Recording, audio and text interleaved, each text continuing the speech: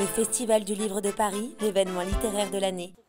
Mesdames et messieurs, bonjour et bienvenue à ce plateau qui s'intéresse à la lecture et à la manière dont on peut faire tomber les frontières de la lecture. Je dirais peut-être les frontières de l'empêchement de la lecture. Nous avons sur ce plateau Alexandre Jardin qui vient de publier il y a quelques mois de ça Les Magiciens chez Albin Michel, mais qui n'est pas là pour ça, qui est là pour nous parler de son engagement depuis longtemps, constant et à venir pour le livre, avec des choses... on ne sait pas toujours que c'est lui qui est à l'origine, mais de ce qu'on voit, de ce qu'on s'est habitué à voir. À côté d'Alexandre Jardin, nous avons deux booktokeuses. C'est un nouveau mot, mais qu'est-ce qu'il est bien trouvé. Vous êtes toutes les deux, Valentine Thédot et Marion Escudé. Vous êtes deux influenceuses du livre sur ce réseau social qui cartonne, qui s'appelle TikTok et qu'on charge des pires attributs et des pires mots. Mais en réalité, c'est un des lieux où la lecture s'épanouit, où la prescription littéraire prend un essor exceptionnel, à la fois en France, mais aussi dans le monde. On verra ça avec vous. À côté d'Alexandre Jardin, nous avons donc Anna Ours, qui est directrice adjointe des programmes de Bibliothèques sans frontières. Et à côté, non, ce n'est pas Sébastien Cavalier, qui effectivement s'est fait porter pâle pour de très bonnes raisons. C'est Sabine Camerin, qui est responsable de la programmation et de l'action culturelle chez Pass Culture. J'ai appris beaucoup de choses en préparant cette rencontre avec vous, mais d'abord, j'ai envie de vous demander, d'accord, vous voulez faire tomber et vous appliquer dans chacune à sa manière à faire tomber les frontières pour démocratiser la lecture le plus possible, mais en fait, est-ce que c'est vraiment si nécessaire de promouvoir la lecture? Est-ce que, au fond, est-ce que c'est vraiment important? Mais c'est une vraie question.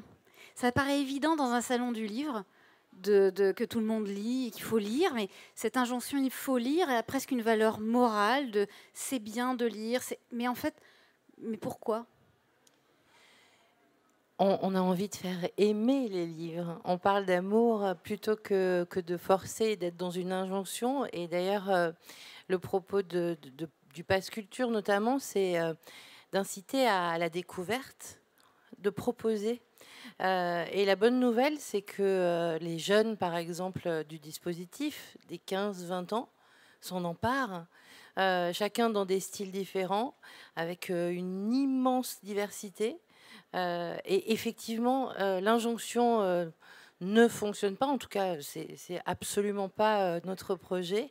En revanche, on a envie de faire découvrir des auteurs, découvrir des catégories différentes.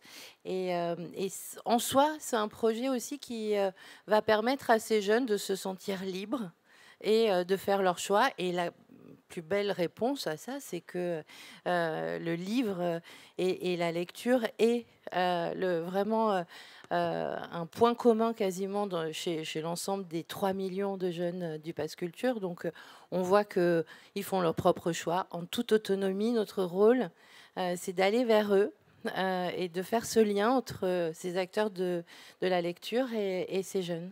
Alors ça, c'est effectivement ce que vous faites est assez formidable en effet, mais encore une fois, pourquoi voulez-vous que les gens lisent, Alexandre? Alors, bon, vous allez me dire, on pourrait dire que c'est pour vous ouvrir des parts de marché, par exemple. Je crois que c'est une chose que vous avez entendue. Parce que ça répare tout. C'est-à-dire qu'il n'y a pas de problème dans notre société qu'on ne peut pas réparer en développant la lecture. Ça répare... c'est un vaccin contre l'exclusion. C'est un vaccin contre la violence. C'est un vaccin contre la pauvreté. Ça crée de la valeur ajoutée. C'est-à-dire qu'il y a à peu près tout ce qu'on voit défiler comme problème peut se réparer par la lecture. Donc c'est vraiment le médicament universel. Donc ce qu'on fait tous, il va falloir qu'on le fasse facteur 10, vu l'état du pays. Ça veut dire qu'il faut qu'on devienne une superpuissance de la lecture. et qu'on devienne une nation de lecteurs. Si on fait ça, on va régler nos problèmes d'intégration, on va régler nos problèmes de violence, on va régler nos problèmes de contraction de notre richesse. On va régler... Enfin, c'est hallucinant ce qu'on va régler. J'ai une amie qui est là, avec qui on avait monté, Sylvie, avec qui on avait monté un programme qui a marché assez longtemps en prison, qui s'appelait 1000 mots. On a augmenté le lexique des jeunes détenus. Les gens qui sont en tôle dans les quartiers mineurs n'ont pas de vocabulaire. Donc vous pouvez imaginer tous les programmes, toutes les lois, tous les trucs d'insertion, s'ils ne savent pas parler, il n'y a rien qui marche. Rien. Et on savait qu'en prison, lorsque un jeune qui avait 200 mots communs avec nous passait à 300, 400, 500, il changeait de comportement. Au lieu d'agresser, il écrivait au directeur. Tout à coup, il se mettait à participer au temps scolaire. Tout à coup, il y avait des changements comportementaux. C'est-à-dire qu'on sait que c'est ça qu'il faut faire. Donc, ou on considère que c'est un combat qui concerne les cultureux, et on est dingue, ou on considère que c'est un combat qui est le combat politique fondamental. C'est-à-dire, au-delà de toutes nos couleurs, parce qu'on peut à peu près tomber tous d'accord là-dessus. Mais donc, c'est le médicament. Ce qui veut dire que ce qu'on fait tous, pour l'instant, c'est trop petit. Ça ne veut pas dire qu'on fait mal, on se débat comme des dingues, mais ça veut dire qu'on doit tous raisonner autrement pour faire facteur 10, facteur 100. Alors, en effet, mais on a, par exemple, je me tourne vers Anna Ours qui travaille à BSF, Bibliothèques sans frontières, on a le meilleur maillage au monde de lecture publique en France. Donc, il y a beaucoup de choses sont déjà faites. Qu'est-ce qui grippe? Où le bas blesse-t-il? Est-ce que l'éloignement, est-ce qu'il est seulement géographique? Alors, on a en effet 16 000 bibliothèques publiques en France environ. On a l'un des meilleurs maillages au monde. Aujourd'hui, je crois que c'est à peu près 17% de la population qui est inscrite en bibliothèque. Donc là, on voit bien déjà... Et qui concerne quel type de profil d'âge? Bon, ça serait peut-être plus au ministère de la Culture de répondre, mais c'est vrai qu'on va beaucoup à la bibliothèque quand on est enfant. C'est très encouragé aussi dans les pratiques scolaires. Ça tombe après un peu pour les jeunes adultes. Et pour les adultes aussi, il y a une espèce de vague à cet endroit-là. Nous, ce qu'on pense, c'est qu'il y a des frontières symboliques au fait d'accéder à la bibliothèque et aussi d'accéder aux livres. En tout cas, en France, c'est vraiment un objet qui a une forme de sacralité.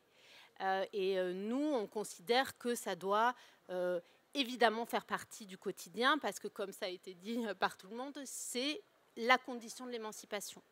Et de ce point de vue-là, moi je rejoins évidemment tout à fait ce que vient de dire Alexandre Jardin. On intervient nous aussi bien dans des camps de réfugiés que dans des zones rurales en France. Et nous, on considère que l'accès à la lecture et à la culture, c'est pas le petit truc en plus. C'est la condition pour faire passer de la survie à la vie. Et de ce point de vue-là, c'est nécessaire où qu'on soit. Et en effet, c'est prouvé, c'est un facteur d'apaisement, d'intercompréhension. Enfin bon, ça rend la vie plus belle. Et donc, dépasser ces frontières, c'est pas juste, en effet, un problème de cultureux, c'est pas un problème de politique publique culturelle, c'est un problème de société. Problème de société auquel le Pass Culture donc, répond de façon... comme Bibliothèques sans frontières d'ailleurs, hein, avec pour le Pass Culture, donc c'est au sens large, c'est pas uniquement la lecture, mais pourtant, d'après vos chiffres, que vous citerez mieux que moi, 51% donc de l'offre s'applique aux livres. Et vous avez 3 millions de bénéficiaires. 3 millions, c'est beaucoup, puis c'est pas beaucoup en même temps. 3 millions, c'est environ 75-80% des jeunes qui sont âgés de 18 ans en France et dans les 101 départements français, donc dans les départements ultramarins aussi. Donc c'est déjà beaucoup, mais c'est pas assez parce que ces 15% ces derniers 15%, finalement, c'est les plus difficiles à aller chercher. C'est peut-être des jeunes qui n'ont pas accès à des outils numériques. C'est peut-être des jeunes justement qui n'ont pas encore d'intérêt vers la culture. Et pour les 15-17 ans, le dispositif a été ouvert plus récemment, il y a moins d'1 an. Et donc là, on est en train de les toucher, alors de les toucher dans les écoles. Enfin, c'est des énormes campagnes d'information. Mais on peut dire que ces jeunes de 15 à 20 ans, aujourd'hui, savent quasiment tous que le Pass Culture existe, et en tout cas l'utilisent à 51% pour le livre, mais aussi pour la musique, pour le cinéma, pour le spectacle vivant, bien sûr, mais aussi pour les pratiques artistiques. Ils peuvent acheter des instruments de musique. En tout cas, c'est un outil qui permet de créer ce lien fondamental entre la culture et les jeunes, mais via les acteurs culturels, c'est-à-dire via des réseaux partout en France, puisque, bon, petit tips, mais la livraison étant interdite, les jeunes doivent se rendre dans les librairies, rencontrer les libraires, et ça, partout en France, il y a 3000 librairies qui sont inscrites sur le Pass Culture. Là, on parlait de maillage territorial, ce qui veut dire qu'on essaye de se rapprocher le plus près d'entre eux, et surtout les accompagner encore une fois vers cette découverte et de l'ensemble de ces catégories, et sans injonction, avec cette notion de plaisir, cette notion aussi de totale liberté et d'autonomie, et ça fait partie de la genèse de ce projet, c'est-à-dire d'être un outil pour leur permettre cette autonomie de choix. Est-ce qu'il y a un effet drogue? C'est-à-dire, une fois que vous avez converti à la culture, là en l'occurrence ce qui nous occupe, c'est plutôt le livre, est-ce que quand on a goûté au livre, on y revient? Ou est-ce que ça fait partie des phénomènes par lesquels on passe, et puis si on a moins d'occasions, c'est-à-dire si on n'a pas le Pass Culture, on passe à autre chose? La bonne nouvelle, c'est que les jeunes arrivent sur le Pass Culture et ils vont d'abord rechercher la référence auquel ils pensent et qu'ils connaissent. Qui n'est pas forcément un manga. Et qui n'est pas forcément un manga, qui à 17%, enfin, peut être un manga, mais nous, on se réjouit en tout cas que ces mangas aient permis justement le fait que ces jeunes reviennent en librairie. Mais surtout, la bonne nouvelle, c'est qu'une fois qu'ils ont recherché le premier livre qu'ils avaient en tête, ils vont ensuite réserver d'autres catégories littéraires. Et on voit bien aujourd'hui que, bon, il y a eu une vague manga qui dépasse largement le Pass Culture, mais qui touchait ces jeunes-là. Et on voit bien que l'ensemble des références sont de plus en plus réservées.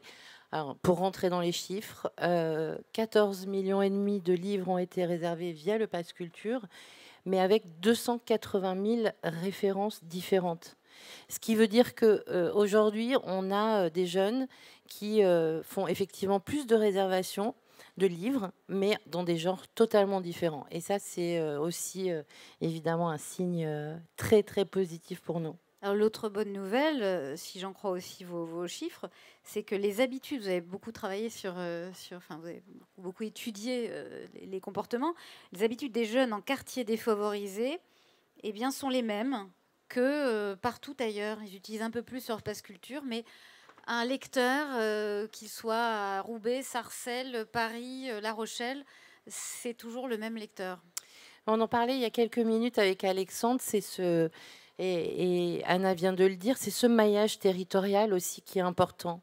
Ces jeunes-là, alors on est en Île-de-France et on connaît cette richesse culturelle, mais ces jeunes-là vivent dans des territoires où il y a beaucoup d'acteurs culturels. Néanmoins, bon, pas forcément identifiés, etc. Et se passe à créer ce lien. Et surtout, en termes là, on dit souvent dans l'équipe que nous ne sommes pas bénéficiaires, nous n'avons plus 18 ans. Donc bien sûr, en permanence, on s'inspire de leur goût, de leur comportement pour nous adapter, pour mettre en avant des offres qu'ils aiment et permettre à ces jeunes qui sont en région d'avoir la même offre que dans des régions où effectivement les richesses culturelles sont peut-être un peu plus nombreuses. Alors, on a 2 personnes sur ce plateau qui, elles aussi, mettent à disposition des lecteurs des références, des coups de cœur, enfin, la prescription au sens pur. C'est Marion et Valentine. Alors, vous êtes donc ces nouvelles influenceuses, ou influenceurs, parce qu'il y a aussi des garçons, des booktokeuses. Donc sur le réseau TikTok, vous êtes les nouvelles prescriptrices, c'est-à-dire que vous parlez de livres et vous êtes incroyablement suivies chacune. On va demander des chiffres, même si c'est toujours un peu barbare. Mais en l'occurrence, il y aurait, alors je crois que les chiffres se réajustent régulièrement, mais 121 milliards de vues dans le monde du hashtag BookTok. On a les équipes de... 121, c'est 124, vous voyez, ça change tout le temps. 121, donc 124 milliards de vues dans le monde et il y a 17 millions de vidéos associées au hashtag BookTok. Alors, quand on dit que les gens sur les réseaux sociaux ne s'intéressent pas aux livres, eh ben, c'est pas vrai. Comment ça se passe pour vous et depuis quand êtes-vous influenceuse, booktokeuse, Valentine et Marion? Valentine, tiens, elle a le micro. Moi, ça fait 1 an et demi que j'ai créé mon compte sur TikTok, sur lequel je parle de littérature contemporaine, de poésie. Et en fait, ce que ça m'évoque, tout ce qu'on est en train de se raconter, c'est que je pense que TikTok, c'est un nouveau point de contact, un point de contact de plus, avec une audience qui est jeune, et d'ailleurs pas non plus si jeune parfois.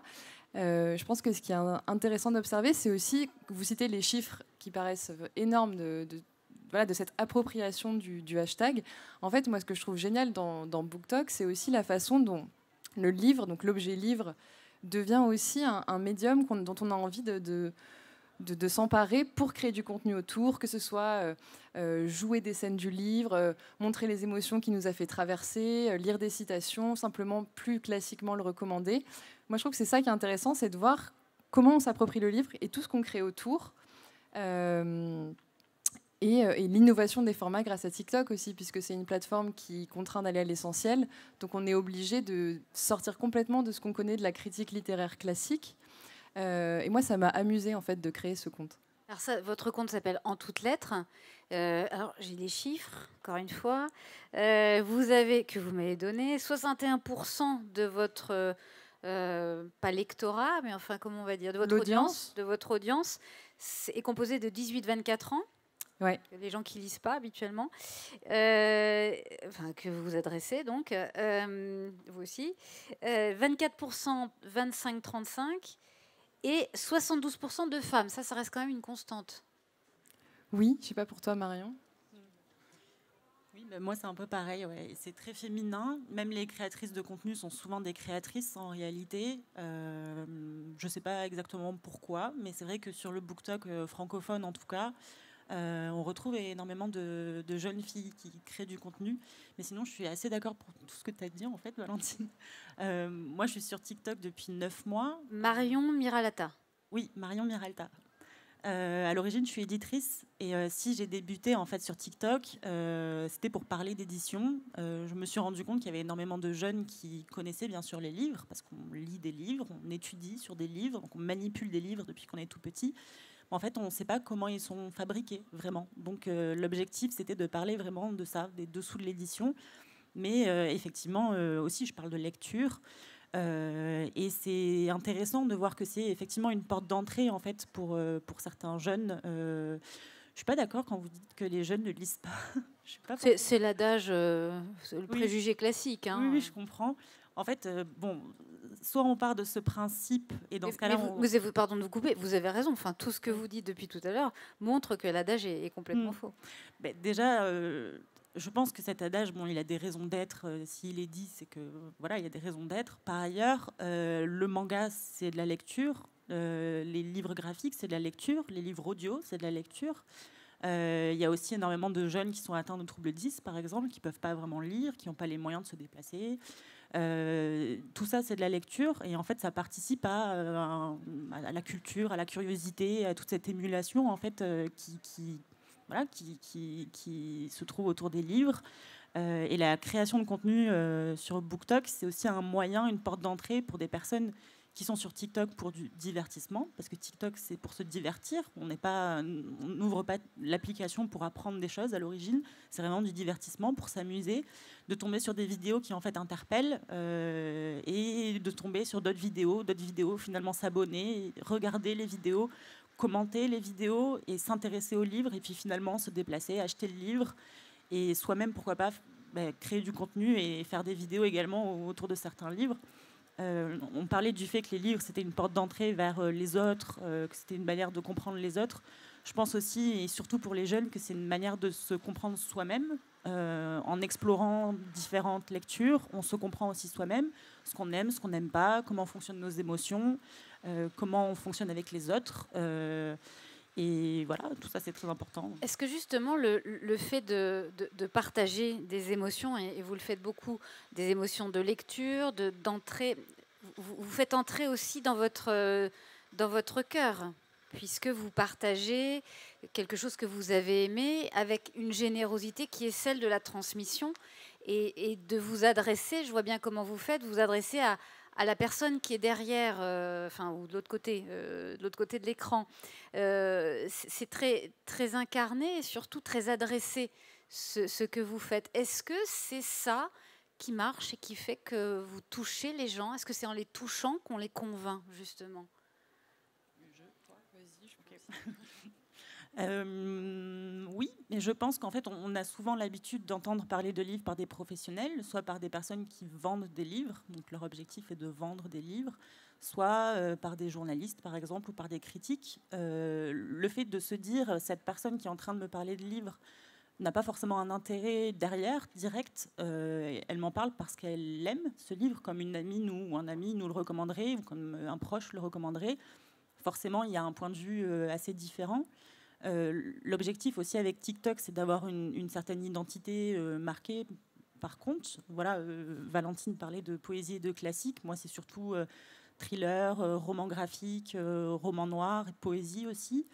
Donc oui, oui. Si vous étiez un magazine, je vous demanderais le nombre de vos lecteurs. Et donc votre audience, c'est combien de personnes? Moi, j'ai 194 000 abonnés. Ouais. C'est un média. Je ne sais pas combien vend le magazine littéraire aujourd'hui. Je ne suis pas sûre que vous ne soyez pas au-dessus, même très au-dessus. Et vous, Valentine? Moi, c'est une audience un peu plus niche qui a 19 800 abonnés, je crois, quelque chose comme ça. Mais après, c'est vrai que je parle beaucoup de littérature contemporaine et je pense pas trop de classique, du coup, Marion. Non, t'inquiète. Mais pour rebondir sur l'émotion, je trouve que c'est ça aussi qui fait la spécificité de TikTok. C'est que je pense que toute critique littéraire est subjective. Je pense qu'il n'y a pas vraiment d'objectivité dans la critique littéraire. Et moi, c'est quelque chose que je cultive beaucoup, cette subjectivité et ce rapport à l'émotion, parce que je vois dans les commentaires des gens qui me demandent tu peux nous dire des livres qui t'ont fait pleurer ou des livres qui t'ont fait rire, des livres sur des thèmes spécifiques, sur le deuil, sur l'amour, Et je sais que quand je vais parler d'un contenu ou en disant j'ai jamais autant ri en lisant ça ou autant pleuré, ça marche. Enfin, c'est-à-dire que les gens ont l'air d'être beaucoup plus attentifs à ça. Et il y a évidemment qu'on recherche l'émotion quand on veut lire et quand on regarde un film. Enfin, tout objet culturel, on a envie que ça nous touche, on a envie que ça nous bouleverse. Et voilà, et c'est pour finir sur l'émotion, je pense que c'est vraiment presque la dictature de l'émotion quand on fait une critique sur TikTok, quoi. Il faut que ça ait fait bouger quelque chose en nous.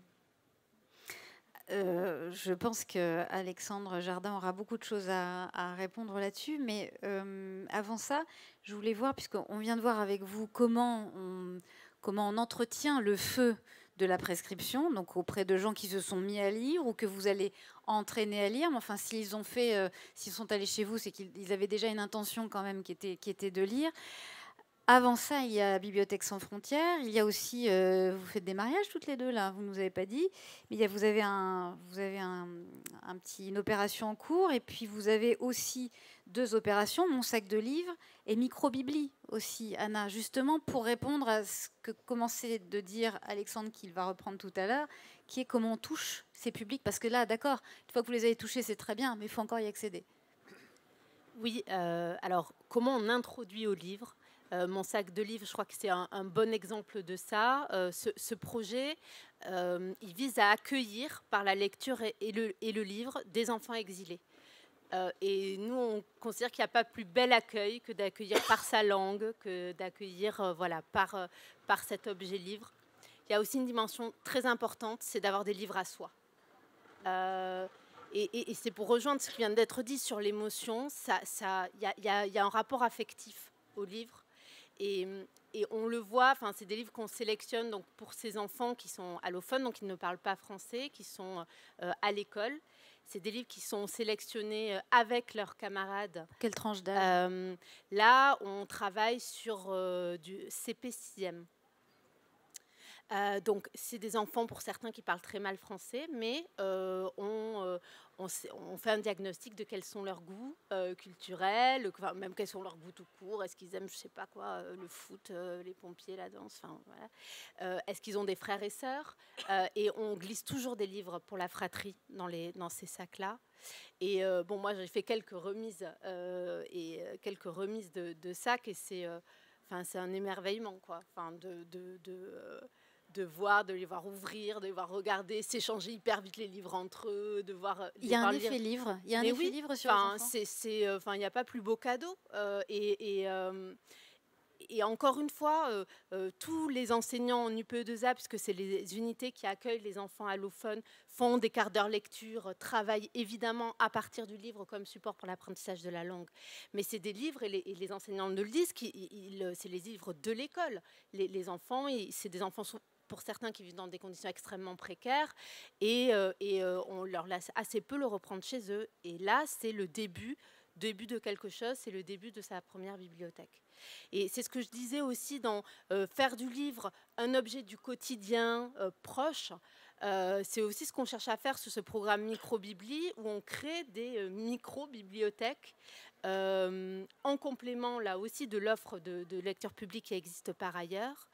Et là, ça peut être aussi bien une épicerie dans un village au fin fond des Pyrénées. C'est un couple qui s'installe, ils connaissent personne. Et en fait, là, l'objet livre en fait, devient une espèce de prétexte à ouvrir un espace commun, à rencontrer des gens.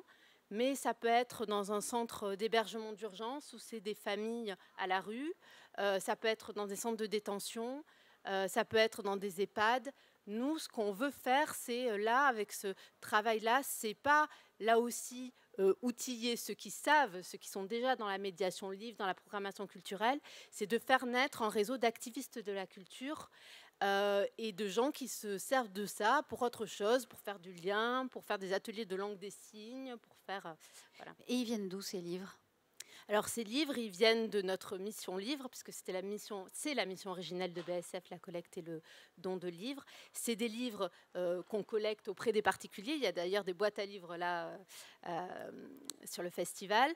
C'est des livres aussi qui nous sont donnés par les éditeurs. Dans le cadre de ce projet Microbibli, on a un partenariat avec l'École des loisirs qui nous donne 12 000 livres, donc c'est tout à fait conséquent et c'est significatif aussi. Nous, on met toujours entre les mains de nos bénéficiaires des livres qui sont neufs, des livres qui sont aussi d'édition récente, des livres qui sont beaux. Nous, on conçoit le don de livres, c'est pas les rebuts, quoi. C'est vraiment, on veut apporter le meilleur à ces publics-là qui sont les plus méritants de notre point de vue. Et pourtant, Alexandre, il y a encore beaucoup à faire. Mais quand on écoute chacun, on se dit, vous avez tous un morceau, quoi. Et vous touchez des gens, vous en touchez d'autres, vous en touchez d'autres. Et en même temps, quand on entend que dans les bibliothèques, il en manque 83%. Il en manque 83%. Donc, en fait, la terre de conquête, elle est énorme. Et il me semble qu'il y a une méthode qu'on aurait tous intérêt à appliquer. J'essaye de l'appliquer. C'est de faire des tours de table. C'est-à-dire qu'aucun d'entre nous ne pourra implanter massivement tout seul. Et pour faire des tours de table, il faut marier des carpes et des lapins. C'est-à-dire qu'il faut marier des gens qui, a priori, ne se parlent pas, souvent se méprisent, se jugent. Et si on accepte de renoncer à ces jugements, on peut créer des synergies foudroyantes. Je vais vous prendre un exemple tout bête. Il y a un éditeur associatif que j'adore qui s'appelle Lire c'est partir. Lire c'est partir, peu de gens le connaissent dans les salons du livre parce qu'ils vendent des albums jeunesse à 80 centimes en dehors du marché du livre. volontairement, il vend ses albums souvent par des associations de parents, par des mairies, à l'intérieur des écoles. Et ils en vendent 3 millions par an, par ces réseaux minuscules, comme ça. Parce qu'il y a des parents qui se disent, ou des profs qui se disent, il faut que mes gamins aient des bouquins pas chers. 80 centimes, c'est pas cher. Moi, je me suis dit, c'est tellement bien ce qu'il fait, si on arrive à 50 millions, on fait une réforme de société. Mais il ne peut pas avec son process habituel. Parce que ça monte, hein, ça monte, mais ça monte lentement. Donc j'ai été voir Cultura, et je leur ai dit, est-ce qu'on peut faire une expérience? On a trouvé un directeur de magasin à Maurepas, en banlieue.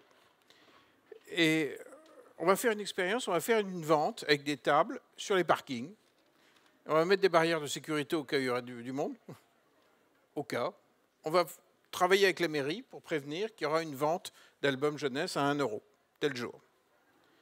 Et puis on va mesurer si ça fait monter ou pas. D'abord, on va regarder si ça se vend sur les parkings. Et puis après, on va regarder si dans le Cultura, ça fait rentrer les gens ou pas. On l'a fait juste avant Noël. À 14 h, on avait vendu 13 000 albums.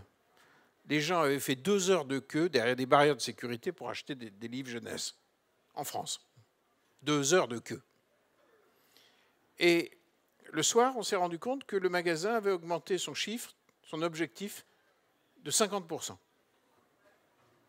Donc il y a eu, dans l'indifférence générale médiatique, un événement considérable.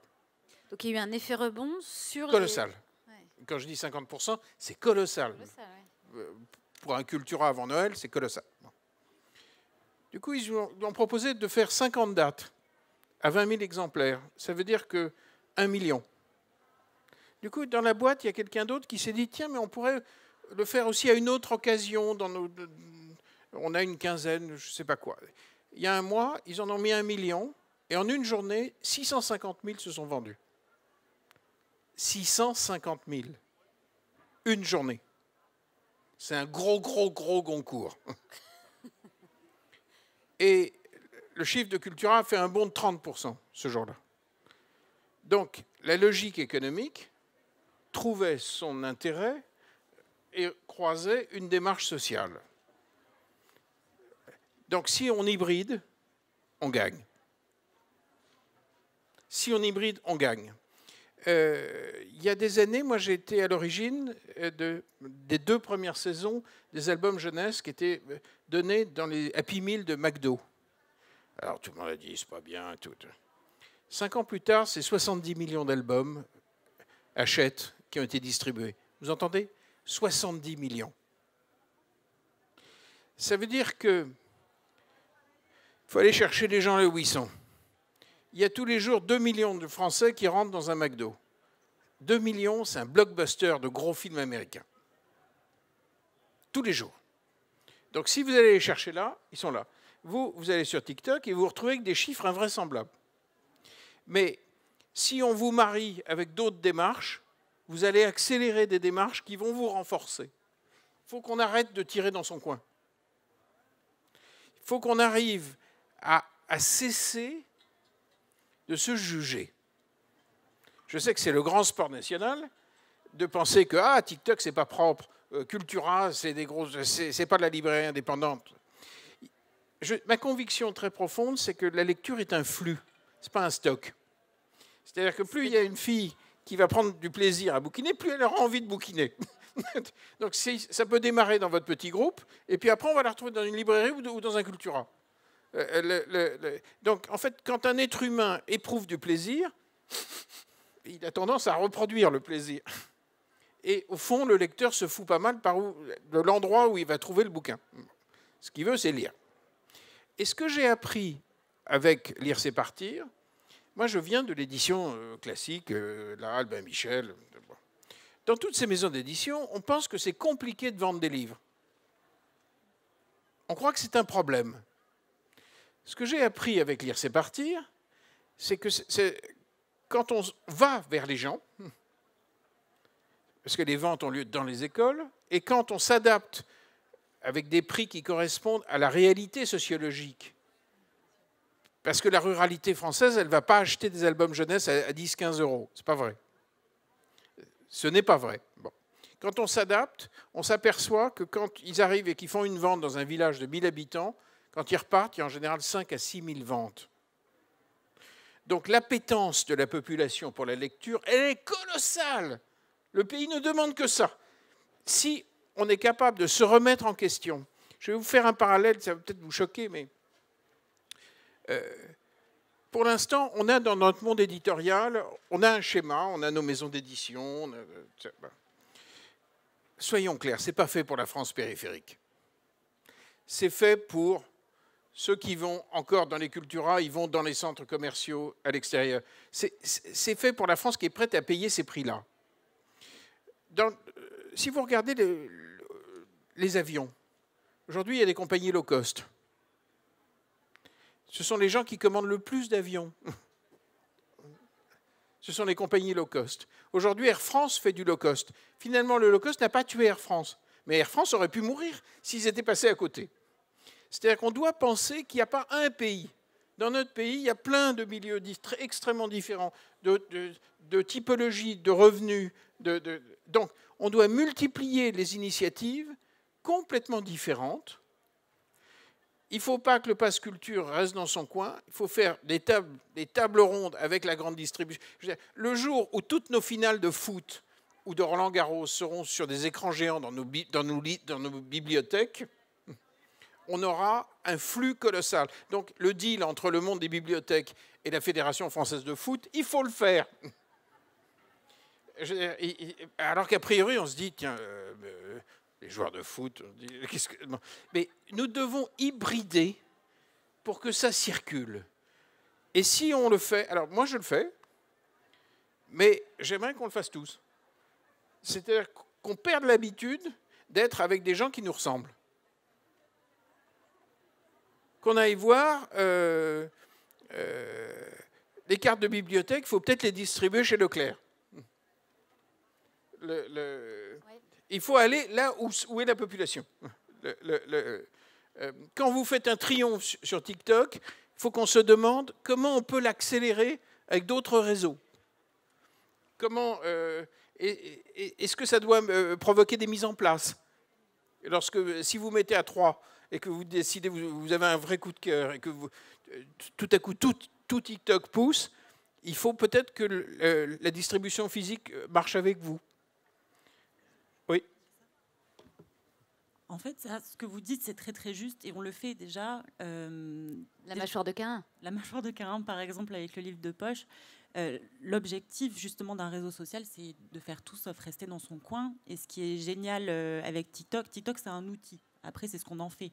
Ce qui est génial avec TikTok, c'est que les personnes qui tombent sur nos vidéos ne sont pas forcément des personnes qui lisent déjà à l'origine.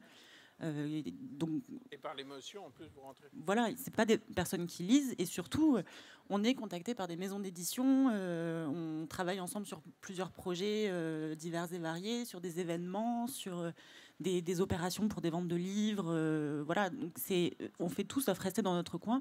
C'est vrai que cette notion de TikTok, on a un peu l'image de la fille toute seule dans sa chambre qui danse devant sa caméra. Et puis, hop, là, elle poste et bim, elle a des likes. Et TikTok, déjà TikTok change à grande vitesse. Avant, c'était des vidéos courtes, c'était des vidéos très facilement consommables en fait, et on swipait et on oubliait déjà ce qu'on venait de voir. Maintenant, c'est des vidéos plus longues qui sont poussées, des vidéos argumentées. TikTok France a vraiment boosté le BookTok français pour que la communauté grandisse. On est accompagné aussi, les créatrices de BookTok par TikTok France qui voilà, on a un groupe WhatsApp ensemble et c'est vraiment, on fait tout sauf rester dans notre coin. Et je pense que si on voulait uniquement parler à des gens qui nous ressemblaient, on se serait pas lancé sur les réseaux. C'est pas intéressant. Oui. Le but du réseau, des réseaux sociaux, c'est aussi faire du réseau, mais toucher le plus de monde possible. C'est l'objectif vraiment. Donc, moi, je suggère qu'avant qu'on se barre, qu'on échange nos téléphones portables. Alors là, on est en ligne sur TikTok en même temps, donc on va peut-être pas faire ça tout de suite. Non, mais je veux dire, il ne faut plus qu'on reste isolé. Hier, je discutais avec des gens de l'émission Le Jour du Seigneur. Ils ont fait un prix qui s'appelle le prix de la liberté intérieure, un prix littéraire. Puis on réfléchissait sur comment faire fois 1000. Et j'aurais dit, on va jouer jusqu'à ce qu'on ait trouvé une solution pour que votre prix dépasse le Goncourt. Comment on fait? On a cherché, on a trouvé. On va mettre dans le comité... ça commence. Hein. Si ils font des groupes de comités de sélection dans toutes les églises, ça fait du monde. Ça fait des groupes de lecture. Ça fait des comités de sélection dans tous les villages. Ça fait plus le même prix. Si ils embarquent un prix junior avec l'enseignement catholique, ça fait du monde. Ça fait beaucoup de groupes de lecture. Ça fait beaucoup de gamins qui vont bouquiner. Donc, on peut prendre un prix, par exemple. On peut imaginer un prix dans votre monde en se disant où on cherche les alliés. Vous avez Éric Garando, là, le boss, qui vous écoute avec attention, qui est écrivain d'ailleurs aussi. Mais il faut qu'on s'interdise rien. Vous savez, quand on a lancé Lire et faire lire au départ, Lire et faire lire, c'est un programme que j'ai monté avec beaucoup de monde au départ. C'était une expérience locale. Ça marchait à Brest. Les retraités allaient lire. Je les ai rencontrés en 99. Les retraités allaient dans les écoles maternelles et primaires faire lire les petits. Et ça marchait, c'était très efficace. Les bibliothèques scolaires fonctionnaient beaucoup mieux. Forcément, quand on commence l'histoire, le petit dit « Est-ce que je peux garder le bouquin pour avoir la suite ?» Bon. Aujourd'hui, on fait lire 750 000 enfants chaque année. On a 20 000 bénévoles. Comment on a fait, à partir de l'Office des retraités de Brest, pour arriver à coller ça partout en France et dans les dom-toms? On a marié la Ligue de l'enseignement, à gauche, avec l'UNAF, l'Union nationale des associations familiales, plutôt à droite. Des carpes et des lapins qui se sont permis de rentrer dans l'enseignement privé, dans l'enseignement public. En Vendée, si vous appelez et que vous dites c'est la Fédération des œuvres laïques, dans un collège catho, ça ne marche pas. La France est ce qu'elle est. Donc il faut pouvoir entrer. Il faut avoir des passe-partout. Puis ensuite, on avait des départements qui ne marchaient pas, où la Fédération des œuvres laïques ou l'UNAF ne marchait pas. On a fait une association départementale. On a fait de la marqueterie. Finalement, et puis on s'est tourné au départ vers Picard-sur-Gelée. Vous vous dites, qu'est-ce que ça vous... Parce que je m'étais rendu compte dans mon quartier qu'il y avait des vieux aux caisses. Il y avait beaucoup de vieux qui achetaient. Et donc j'étais les voir et on leur a dit, est-ce que vous pouvez nous filer des ronds pour payer le bureau? Mais surtout, on veut vos caissières. Et la première année, les caissières de Picard-sur-Gelée ont trouvé un tiers des bénévoles. C'était des mamans qui trouvaient que ça avait du sens. Donc elles nous ont trouvé un tiers des bénévoles, pas seulement la première année. Au départ, vous dites la lecture, Picard-sur-Gelée. C'était Picard-sur-Gelée la bonne solution. Parce qu'il y avait les vieux qui se baladaient là, qui venaient acheter des gâteaux. Donc, dans les tours de table, c'est peut-être avec l'armée qu'on fera un deal. Peut-être avec la CFDT. Peut-être... c'est-à-dire des trucs auxquels on ne pense pas. Mais pour massifier, il faut utiliser tous les réseaux. Tous. Aéroport de Paris, c'est une entreprise qui a une politique du livre dans les communes autour, limitrophes. Ils organisent des prix, des trucs, des machins. Bon, ils font leur devoir. Il y a des tonnes d'entreprises qui sont prêtes à basculer dans autre chose. Mais Alexandre, pardon, on va bientôt terminer, mais est-ce que aussi ce genre de principe absolument anti-jacobin ne peut pas être utilisé ou développé pour d'autres sujets que le livre? Si, mais là on parle du livre. Ouais. Et bien sûr que pour réparer le pays, il vaut mieux faire ça. Mais là, en l'occurrence, puisqu'on traite du médicament central, ce qui se passe sous la boîte crânienne. Ça se passe avec des mots et c'est dans les livres qu'on augmente le stock. Donc l'enjeu est colossal. Donc élargissons avec toujours l'objectif, c'est de faire un chiffre de dingue.